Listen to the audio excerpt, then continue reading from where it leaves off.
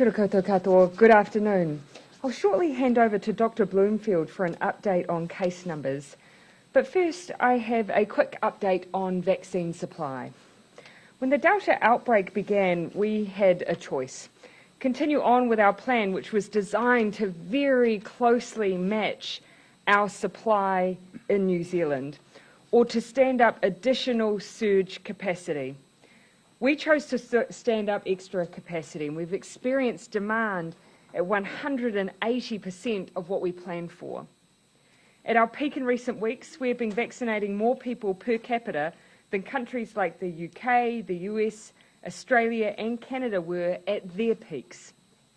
However, to sustain these record high levels in the latter part of September, we needed to obtain additional supplies. This will supplement our stocks until our large shipments arrive in October. As such, the government quickly reached out to Pfizer and overseas partners to see if we could bring forward orders or purchase vaccines from other countries. These rapid negotiations have been taking place behind the scenes over the last 2 weeks. To say they have been complex would be an understatement. Without going into all the details, such arrangements require new agreements to be developed, indemnity issues to be resolved, a process to ensure existing regulatory approvals apply, and extensive multi-party negotiations, not to mention a complex logistical operation. As a result of these efforts, we are now finalising arrangements that secure additional supply in September. This will enable us to maintain our extraordinary vaccination rates throughout September until our bulk deliveries land in October. We are still waiting for final contracts to be signed, so I cannot confirm specific countries or details on quantities. They are, however, Pfizer doses, and we will share further information as soon as we are able. I'd also add that these arrangements will enable us to continue our support for our Pacific neighbours as they look to extend their vaccination programs to the 12+ age group. In the meantime, I do wish to say thank you to those countries and their leaders and to all the Ministry of Health and Ministry of Foreign Affairs and Trade staff who have been involved thus far. While we wait to share extra information, for now I have one simple message to New Zealanders. Please get vaccinated.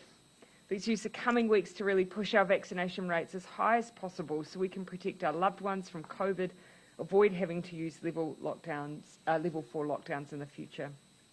If you haven't already, please go to bookmyvaccine.nz to make a booking or contact your local GP if they are vaccinating, or simply show up at a local drive-through centre if there is one near you. And all of those options are completely free. I'll now hand over to Dr. Bloomfield. Thank you, Prime Minister. Tēnā koutou katoa. So there are 21 new community cases to report today. All are in the Auckland region. There is one additional case which is yet to be determined whether it is a border or a community case. So the total number of cases associated with the current outbreak is now 841, and of those, 147 are now deemed to have recovered. Ongoing investigations by our public health units, in particular Auckland Regional Public Health, has resulted in the total number of unlinked cases falling from 33 yesterday to 24 today. That work continues and the number is expected to continue to fall. Whilst finding epidemiological links can take some time, especially when there is a small likelihood of exposure at this point, there may be no clear links to a source, but invariably with whole genome sequencing and further discussion, most of these cases can be linked. Analysis of yesterday's 20 cases shows that 17 or 85% were contacts of known cases and 16 or 80% were household contacts who were already isolating. Just 4 people were potentially infectious in the community, with 8 exposure events between them.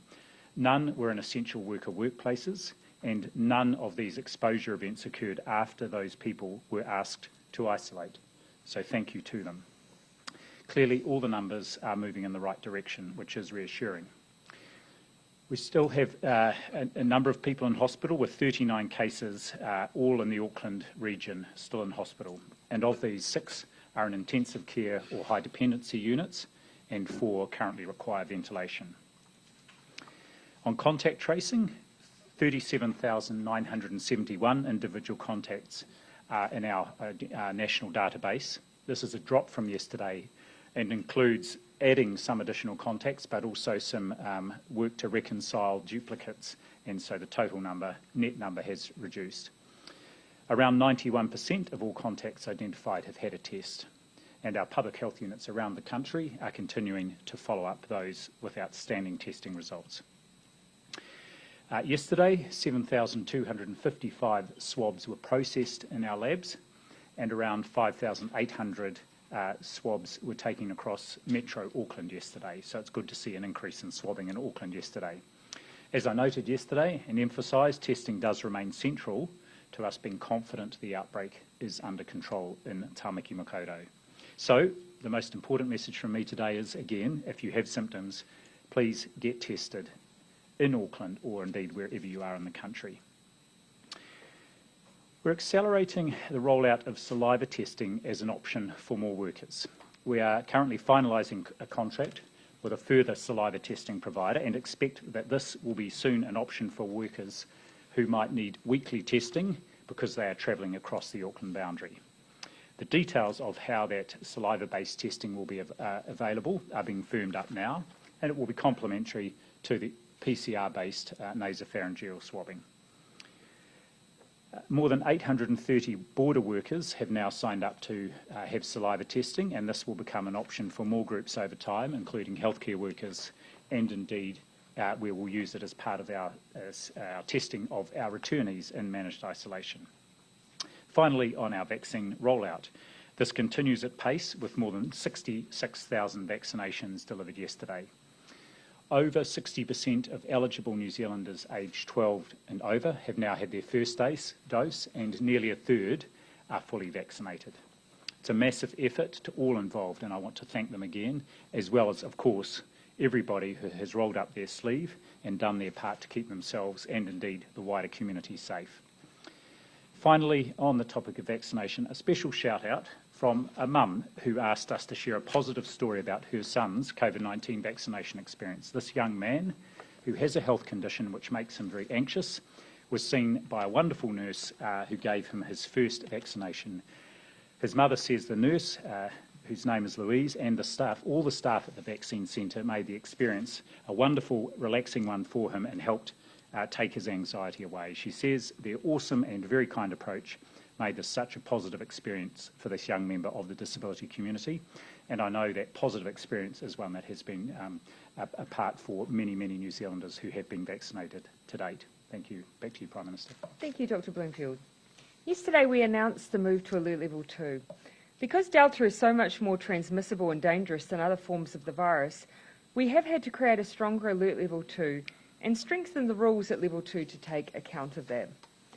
But as I said yesterday, some of these measures will also form part of our new normal. So long as we have COVID in the world and as we seek to avoid the use of lockdowns in the future, things like QR code scanning and the use of masks will be some of the ways that we can continue to keep the virus at bay. I wanted to touch on a few of the common questions and in some cases misunderstandings that have arisen since the alert level announcement yesterday. The first is a really key one, and it's on the wage subsidy.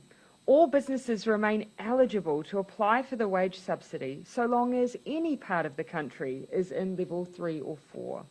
So that means, for instance, a business in Queenstown, which is in level 2, can still apply. You still need to meet the eligibility criteria of a 40% decline in revenue over the previous 2-week period, but I want to assure businesses that the COVID economic support stay in place as long as, for instance, Auckland is at those higher alert levels. And that in part is recognition of the fact that one part of the country being at that higher alert level can have a knock-on effect for other parts of the country. That should also take account of those in the hospitality sector who have raised concerns over whether or not some of the caps on indoor venues make it viable enough for them to operate. They will, for instance, be able to access the wage subsidy also. Second, on mask wearing. At alert level 2, you are required to wear a face covering when using public transport, airplanes, taxi or rideshare, or visiting a healthcare or aged care facility. Many of those rules are well known to people. The major change is that you must wear a mask if you are inside any retail businesses, including supermarkets, which again people have been practicing recently.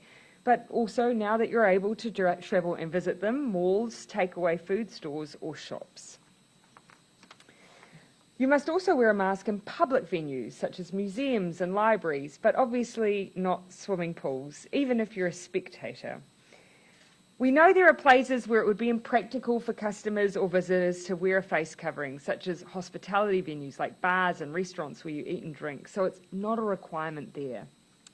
And also exercising with a mask can obviously be challenging, so the face covering requirement does not apply to clients in gyms either.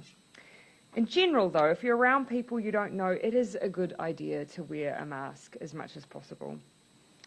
Another change to keep people safe at level 2 is limiting the number of people who can travel on a bus, a train or a ferry. Delta, and indeed COVID, unfortunately loves a packed bus, and we've seen that in the past with some of our cases. So we need to try and ensure we have appropriate spacing. To do that, these services won't be able to carry standing passengers. This new rule won't apply, though, to dedicated school transport services. So it's important you think ahead and plan your journey. There may not be enough seats available on the trip you would normally take, meaning that you may need to wait for the next service instead. If you normally travel at peak time, you may want to consider whether or not you alter up your journey time just to be sure. Please, so again, continue to be respectful of drivers and other public transport staff, and continue to wear a face covering and keep a record of your journey. And please, do not travel if you're sick. Do get a test, though. Speaking of travel, the good people of Northland have raised some queries about transiting through Auckland, which is understandable given the area is effectively cut off from the rest of the country while Auckland remains at level 4. You will have heard me say that you will be able to transit if you need to, but you'll need to travel through without stopping and with proof of where you're going to. There is not unlimited movement, though. If you need to travel for work, then you will be able to transit through Auckland, and I covered that off yesterday. Similarly, though, if you need to travel for personal reasons, including to attend a funeral or tangihanga, attend a wedding or a civil union, collect or accompany tupupaku, or attend an education entity, you can do all of those things as well. Again, if you can bring some evidence of why, and you just make sure you keep on driving. Through Auckland, not through the checkpoints. The principle here is we want to allow those in Northland to experience level 2 the same as the rest of the country. But we do need people to play it safe and to follow the rules. The last thing we want is someone travelling to Auckland, picking up COVID and taking it back to Northland with them. And one final thing. We know that borders can be busy, and we anticipate there may be slightly more traffic at the boundary, although the reasons for travel out of Auckland really remain the same as they have been. Either way, though, police have planned for this. I would just remind travellers to have the appropriate travel documents on them to speed up the process. If you don't need to travel or don't have a legitimate reason to, then please don't. And finally, please, as always, be patient and be kind. We'll now happily take questions. Jessica, then Toba. Where are we at with our vaccination supply? Is there any update that you can give us on that? Last I checked, we had over 500,000 doses in country. Forgive me while I'm talking to you. I'll see if I can get you the very latest numbers. But certainly enough that we can keep on rolling out as we intend, and with that extra surge going as well. But what we're indicating now is that we have secured additional supply. We're finalising some of the contractual arrangements, and I'll be able to give you a little bit more detail, quantities and where they're coming from in the coming days. Is it a multi-country deal? There is more than one involved. Can you say who? No, not at this stage. While we're still finalising contracts, there are some details we won't share, but they are Pfizer doses. They are meeting all of our regulatory requirements and standards, and they will enable us to keep through September maintaining that extra surge capacity we've brought on. This need to apply additional vaccine and the uncertainty that it's caused. Can you give an assurance that we won't find ourselves in this situation again? Well, of course, these circumstances have been very particular to the outbreak. 180% more doses delivered than what had been planned for. And of course, the limitation we always had simply was the amount of supply we had available in September. We made a call, though. We just wanted to keep that surge going, vaccinate as many people as possible, and do everything we could to then secure additional supply. that's what we've been focused on. And look, that's what we believe we're being able to do, pending a few final contracts. We knew that a Delta outbreak in New Zealand was inevitable. That's what all the experts were telling us. So did we not properly plan for that and Not an at all. inevitable spike in Of vaccinations? course, as I've said, this is actually a matter of weeks, where during the September period, we always knew that we did have some limitations on our supply before we saw all of our remaining doses delivered in October. Our view, though, was when Delta arrived on our shores that we needed to surge up those vaccines even if we didn't have the supply available, and work to do everything that we could to then meet that demand. There was never a chance of running out, but we didn't want to dampen down the demand that we saw. I know you can't say how many you have secured or you're working to secure, but how many did we need? How many did we seek to tide us over? Well, one thing I'd say is that we had planned for roughly 350,000 doses a week, but what we saw when we provided that extra capacity was demand go well over 500,000 a week. So that's the difference between the supply we had and what we were seeing. We've worked very, very hard, though, and I just want to acknowledge the teams who have worked on this to continue to meet that huge demand, even though we had those limitations of simply not enough doses being supplied to us. Can you tell us how much money, if any, this deal or the swap is going to cost? No. No, I can't, and nor do I anticipate that that's something that will give too much detail away on, of course, because those would be commercial arrangements. Is paying money for this? You just can't tell us how much. Of course, well, actually, one of the things I'd say is that when you hear people talk about swaps, it's not usually as straightforward as that. They require, in both cases, purchase agreements in both directions. So there's no such thing as a simple swap of vaccines. One country purchases, and then the other country purchases back. Can you tell us if money is changing hands? Is the government sending money to... I'm not going to get into that detail here and now. I'll work through whether or not there's any limitations on sharing that, but in terms of quantums, it's highly unlikely we'd share that information. Well, no, I don't care about the number at this stage, just a yes or no. What I'm telling you is that there is a purchase arrangement in place. You have to buy them, even if a country is taking them back in the future, you have to have a purchase arrangement in place. Yeah. Dr. Bloomfield, how many saliva tests are being processed every week at the moment? I think the figure I gave that we've got over 800, was it 830 border workers, and they will be on, most of them will be on saliva testing every 2 days. So that's from our border workforce, which has gone beyond managed isolation and quarantine to a number of ports and airports around the country. There are other employers who are doing their own saliva testing. Yeah. I know Air New Zealand, Fisher and Paykel are a couple. So there's quite a lot of saliva testing being processed. But what I would say is just a reminder, the only difference is the way the sample is collected. It's a saliva drawn into a cup rather than a nasopharyngeal swab, but it's still a PCR-based test that goes through the normal lab process. Because of that, are there no capacity constraints about ramping up saliva testing? There are no capacity constraints with our current provider who's providing it across the border. However, we are just finalising a contract with an additional provider to help support that new testing, that new surveillance testing for people who will be going across the boundary, the Auckland boundary, and also to support some of the other focused surveillance testing, if needed, across some of those employers in the Auckland region over the next few weeks. Just to answer that previous question, 682,000 vaccines in stock. 510,000 of those are at sites across the country. Gina. Dr. Bloomfield, how many of the 24, I think you said it was, unlinked cases in this outbreak have been under investigation for more than a week, or more with still no resolution? And also, have any new variants emerged in the community that don't have a clear genomic link to the other cases? So, response to your second question first, no, all of the cases that have been sequenced in the outbreak, and it's the vast majority so far, except where the sequencing has failed because there wasn't enough RNA material, they've all been clearly linked to the single introduction of this Delta case. And furthermore, there are a number of little variations that are happening that are helping to map the timeline of the outbreak. When we talk about the cases not being epidemiologically linked, most of them are linked to other cases, and it's just there's no clear description of how they might link into one of the existing outbreaks or an earlier case. But it doesn't mean that there's not sometimes a strong suspicion or that it is preventing the control of the outbreak. I guess the 24 that are still under investigation, are they cases that have popped up over the last week or so, or are they more historical cases that we just can't find a map for? It's a mix. So some are cases, and the ones that are more historical from the start of the outbreak we're less concerned about.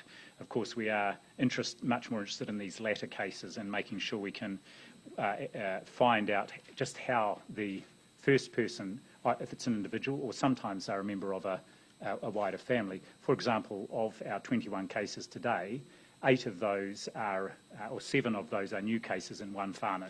But it's finding out who was infected first in that whānau and then linking that back to a particular exposure, and actually some great work going on that is, in that particular instance, identifying where the link probably is. To see those unlinked cases at 0 before you recommended to the government to shift down to alert level 3 for Auckland?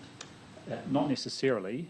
What is also of interest, and as I talked about today, we had 4 people infectious in the community, but none of their exposure events were after they had been identified and asked to isolate. So it's also whether, when we find those exposure events and the appropriate actions are put in place, including isolating and testing people, just making sure there's no onward spread from those cases. Dr. Bloomfield? Yeah, sure, in the front. And then we'll... Just curious if you've managed to eyeball that pre-departure testing advice that you're going to bring in New South Wales. I have managed to eyeball it, and so I can confirm what the Prime Minister said yesterday, and I've looked back through both the advice and the public health risk assessment my team did, which was on New South Wales and travel back from all other states in Australia at that point in time. And the advice was to retain pre-departure testing where people were travelling from states with cases which included Queensland at the time, and we had already deployed it for people travelling from Victoria, if you'll recall. But in the case of New South Wales, there was a sort of a window for people to come back on sort of repatriation flights. But having given advice, and the government accepted that advice, to bring all those people into managed isolation from where they would be both in managed isolation and going through the usual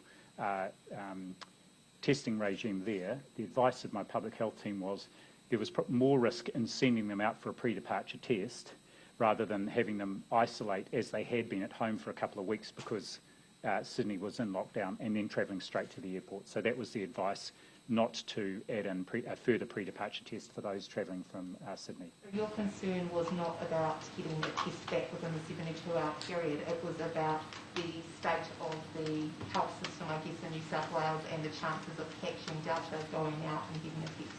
It was a mix of both. First of all, as you pointed out, actually these flights were being put on speedily. People were having to book, and there was a short window for people to get back.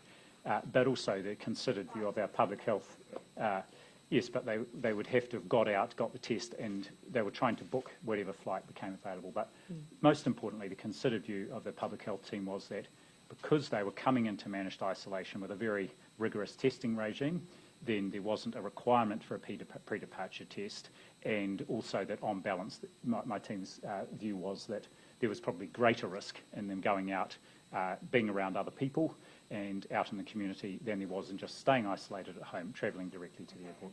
Lastly on that, to come back to the question from yesterday then, I guess given the messaging that you have given about the importance and the risk of transmission on flights and that sort of thing, and I guess the reduction that you're seeing with pre-departure testing on those day 1 zero tests, with the Sydney returnee, given he tested positive so early on, it's likely a pre-departure test would have picked him up, isn't it? It's possible, but this is the thing about pre-departure testing, is that if someone's early on in their infection, it may not pick it up. And secondly, it may be that in the time after they've had the test, they could become infected.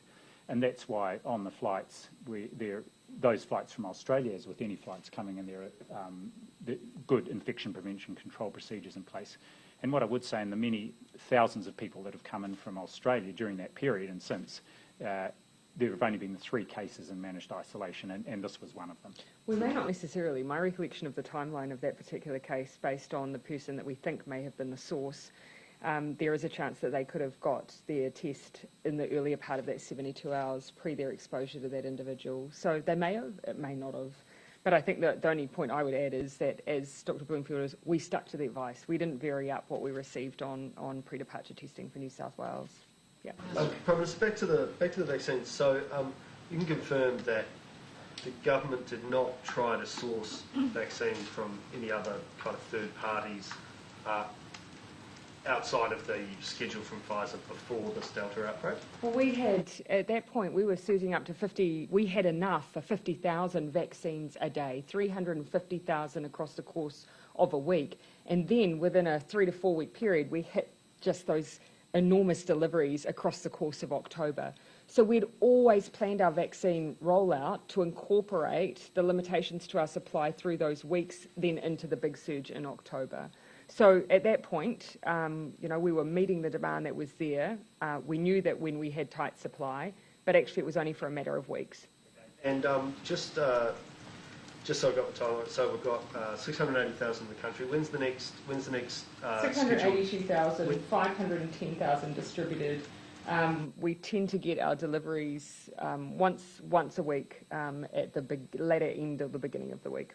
So we've got another sort of 300,000 arriving in the next week as per schedule. Look, I'm not here telling you that we're going to run out today. I'm telling you that we believe that we're going to be able to meet the demand. What I'm curious about is this other deal that you've worked out. Like once all the contracts are signed, is it a pretty simple matter of just finding a plane and it can be on its way within 24, 48 hours? If only this process had been that simple. There are no words for the complexity required for these agreements. They are not easily delivered. So a lot of work has gone in, and I'd be happy to share a bit more detail around that just when it'll be easier once I'm able to explain. Both on the contractual side, but also on the logistics side. The logistics side as well, yes, there is. Also the regulatory side. Because, of course, we have a regulatory approval process that is not just around Pfizer, it's right down to point of manufacturing, batches. So there's that side of things as well that we have to go through. So it's a very complex arrangement. Australia didn't seem to find it that difficult to get those 4 million doses from the United Kingdom. I doubt that you were in the room necessarily asking them the same questions. I imagine that you would have found that these things are not straightforward. Can you promise, and of course also it depends where you're going. Can you promise that anyone who wants a vaccine will be able to get a vaccine? Yes. We have ordered more than enough for every eligible New Zealander. In fact, we've even ordered enough for those who may not currently be eligible but may become eligible. We've ordered enough to even ensure that we're able to supply to realm countries as well. We have ordered enough. That is not the issue for New Zealand. It is in some countries, but not here. It will simply come down to people coming forward. National have called for... Sorry, do you mind if I just pan around a little bit, Jessica, down the back to those who haven't had a question? Who hasn't had a question? So, with mandatory record keeping coming into force from midnight, will the government make legislative changes to ensure the data won't be misused? So Chris Hipkins has assured us it won't be misused, but why not sufficiently protect it under the law? I'm sorry, forgive me, you asked me this question and I was meant to go away and come back and determine whether or not that additional protection was required, because of course that information is only available if an individual offers, makes it available to us in the course of contact tracing. So there are already quite a few protections in place. But you asked about a legislative protection, so please let me follow up on that for you. Can I just follow up on that too? Yeah, in terms of sure. the mandatory record keeping, what happens if a person refuses to sign in? Can the business refuse their service, and should they do that? Yeah, so look, one of the things that we really debated was the degree to which we wanted to create those situations for a business owner to end up feeling like they had to be the enforcer. And that is one of the difficulties with mandatory record keeping. However, you'll see the places that we're doing it are those places that we consider it the most appropriate, because it's harder to do things like wear masks and have other mitigations. But they also happen to be places that, by and large, people already often keep records. So when you're going into hospitality, often people are keeping records for reservation purposes, or for hairdressers or beauty salons, places that actually record keeping is part of what they do. So I think there are ways that businesses can incorporate record keeping in a way that's really seamless and part of their day-to-day. On the home isolation trial that's related this year, how has the outbreak affected the timing of that, and when might we learn which companies are involved? Yeah, so we're still doing the work. In fact, we had a meeting last week on some of the Reconnecting New Zealand work. The trial for home isolation is just one part of it. It wasn't due to start until the latter part of the year. So we're doing the work, but of course you wouldn't undertake such a trial if you were in a level 3 or level 4 environment. So we're taking that into account. The rest of the work needs to continue regardless. It's all about arrangements for rapid testing at the border, vaccine passports, all things that need to be done regardless of whatever restrictions are in place, and that work is progressing well. I'll look sometime in the future after ministers get another update on vaccine passports, for instance, to share where some of that's at, but I'm really pleased with the work officials are doing. Collins has said that. Collins has said that. I'm going to just take an orderly cue if I can, Māori TV, then I'll come to Claire, I'm sure you wouldn't mind that. Thank you, Prime Minister. The National Party are calling for the release of the Māori and Pacific vaccination plans, saying that this information will be quite valuable to like the DHBs, etc. Yeah, sure. Will this information be made available, made public? One thing that, actually hand over to Dr. Bloomfield to speak to that. One thing I know the select committees are talking about whether or not they bring forward people to give their view on those rollouts, and I think it would be helpful if we provided the ability for the Ministry of Health to talk to some of those plans. You'll see that we're releasing all the data, so you can see how we're progressing. When it comes to the plans themselves, I see no reason why we wouldn't share some of that detail, but what I would say is that some of this is actually being delivered by providers within DHBs on the ground, and so we are trying to just ensure that there's enough funding and support for them to develop up those plans that they know are going to work for them locally. We may not always have every single innovation that they're undertaking, but you can see in the numbers whether or not we're making progress. Yeah, certainly happy to make available our Māori and Pacific plans and the documentation around that. And as the Prime Minister said, the really important thing is how those then translate into the actual operational delivery that is part of the DHB plans that they then provide to us to achieve what's in our national plans. What's interesting at the moment is we've got comparable rates for, say, our over 55 Māori who have come forward to be vaccinated, but less comparable for our younger people. So that's telling us where we really need to be targeted. Just in relation to the counter-terrorism legislation, are you confident that you've had adequate input and consultation with Māori? Yes, well, we have had the same process that any bill goes through, where we've had submissions and the chance for the public or any community organisation or anyone to participate in sharing their view. And I would expect, of course, that we'd have also the usual outreach that you would expect as well. We haven't shortened that process. And so really the only thing we're looking to shorten is the part that Parliament goes through after the public have been engaged.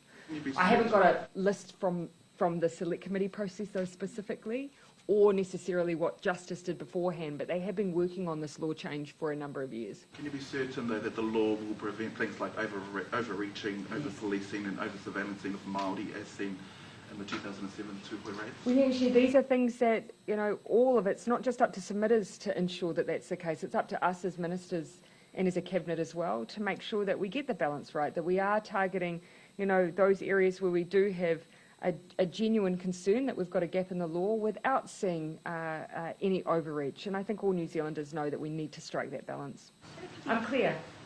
Dr. Bloomfield, what levels of testing would you be needing to see in Auckland ahead of making any decision about alert levels, and what measures are being taken to try and get testing up to that level? And while you're at it, any link found for the Middlemore case yet? So on the testing rates in Auckland, I think I talked yesterday or the day before around the estimates we've got is at least we want to be seeing around 7,000 tests a day, which would equate to a good proportion of symptomatic people in Auckland.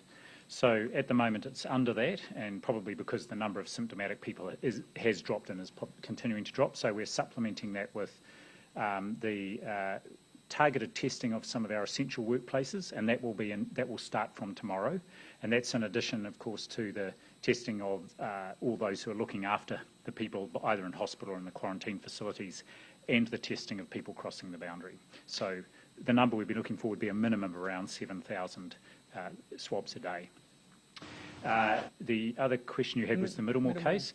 And so, yes, this person is part of a family that I mentioned earlier on, where 8 of the 11 people in that household have tested positive.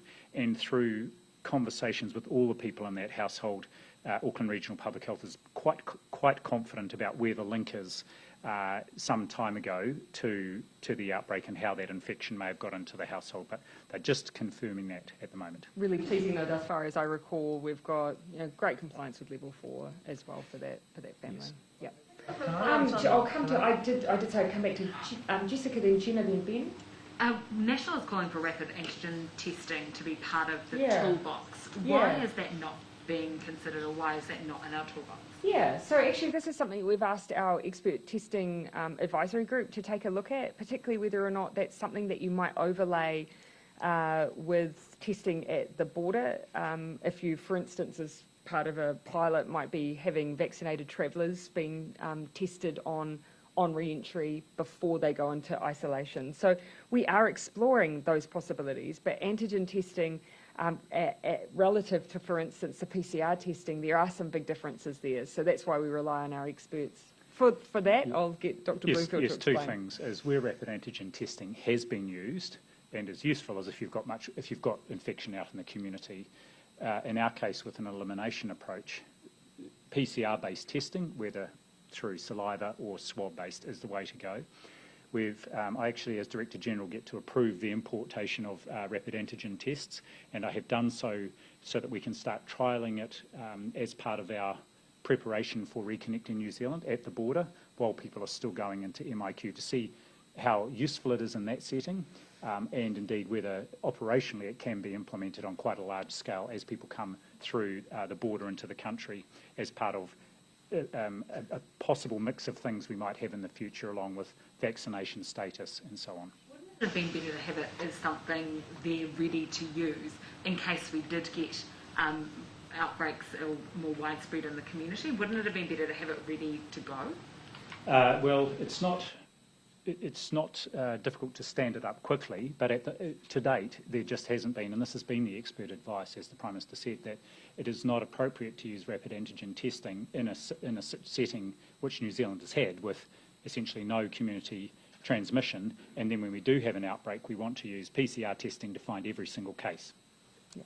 We've definitely, it's one of the things that we've asked Professor Skegg about, and he's suggested looking forward to the future and incorporating it as part of our trials, but certainly I haven't had any of our experts suggest that we should have been using it as part of our elimination strategy to date.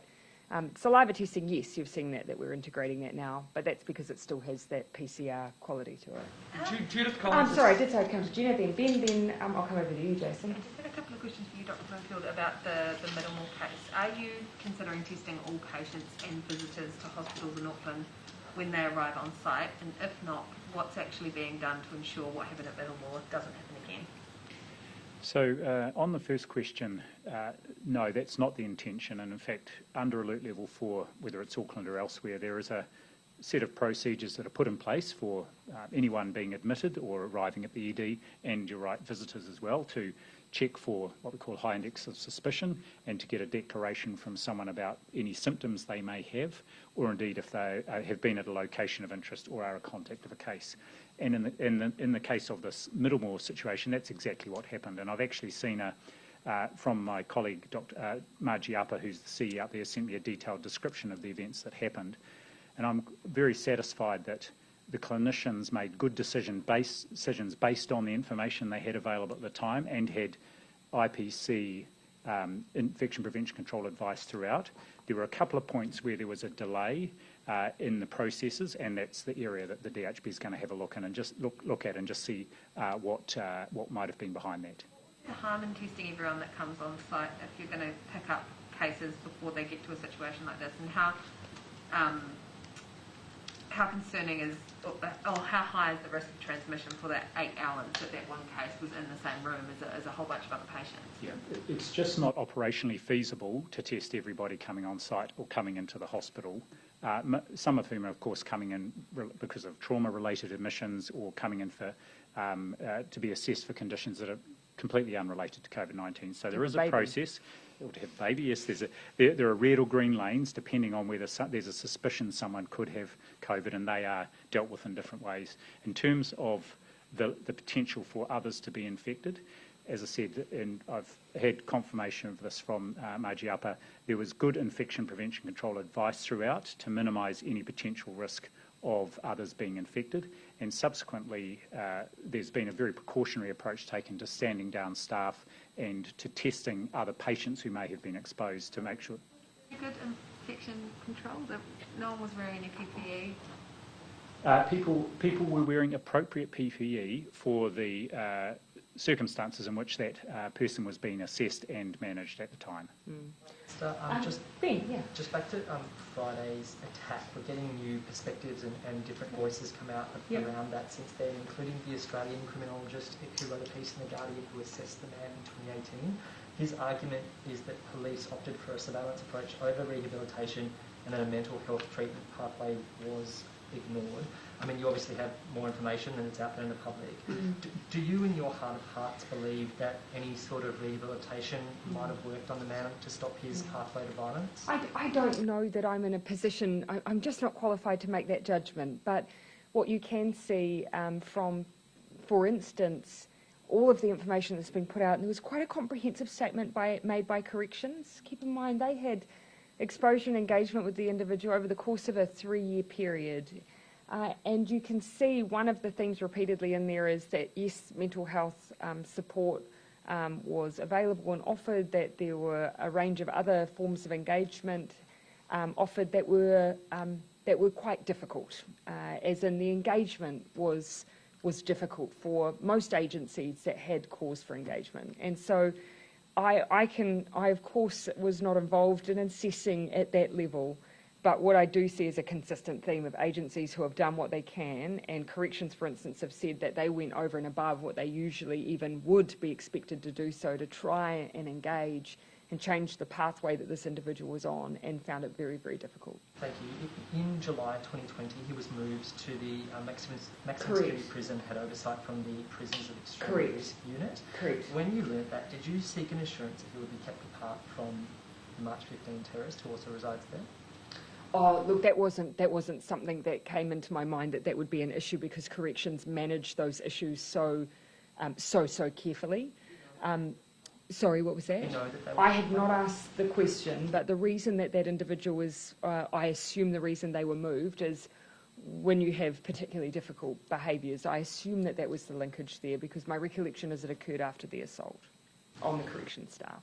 Bloomfield, would you release that? Sorry, I think I did promise Jason, and then I'll come back to you, Toba. Yeah, just National's Judith Collins has said that the government and yourself have had days and weeks to give businesses any sort of indication as what you were announcing was yesterday the quote-unquote level 2.5, or as you described it, the Delta level 2. Yeah. Why did the government wait until yesterday, when the measures are coming in effectively tomorrow, when it could have been giving some hinting or some roadmap prior to?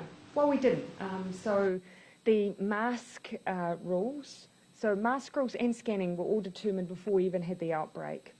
Of course, there's a bit of implementation time that's required, and so we chose to use the point at which people were engaging with mask use to share what those new rules were. Some of them haven't been relevant till level 2, though, so I absolutely accept that not everyone would have engaged with the new rules around wearing a mask and when you're shopping, for instance.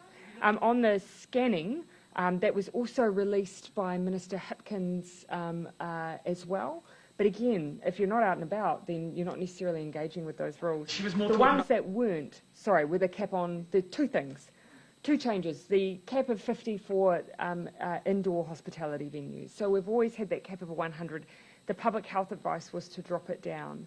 The second change was just a bit more physical distancing in those public facilities. So we already have that for shopping. We're extending it to things like museums and libraries. So they already have the protocols in place there. They'll do a bit of a recalculation. I accept that for hospitality that was a change. When we received that public health advice, we did reach out to hospitality representatives, but there wasn't a huge amount of time. But that's because the public health advice we get is in real time.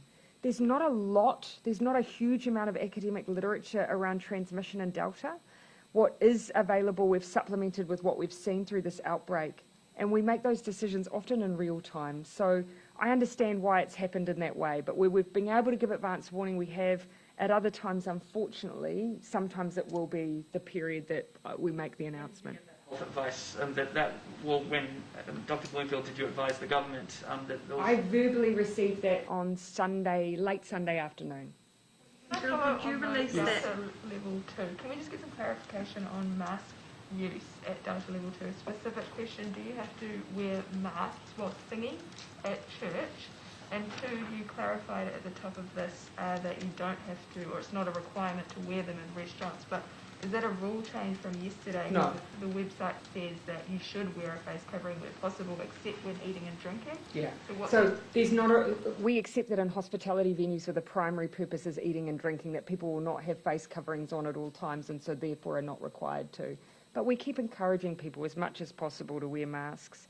My recollection for things like social gatherings for which we've classified churches, we have mandatory record keeping there. So we are asking people to keep mandatory records, whether it's a funeral, whether it's a wedding, whether it's a social gathering, and whether it's church. We want to know who is there, but that's because we haven't got the accompanying requirement around mask use. But again, we encourage it. We are encouraging that mask use. Dr. Bloomfield, will you, is it possible to release that blow-by-blow that you got from Margie Upper? I'll talk to Margie. Very happy to give an outline, to provide further detail on the outline and the timeline. Yep, absolutely.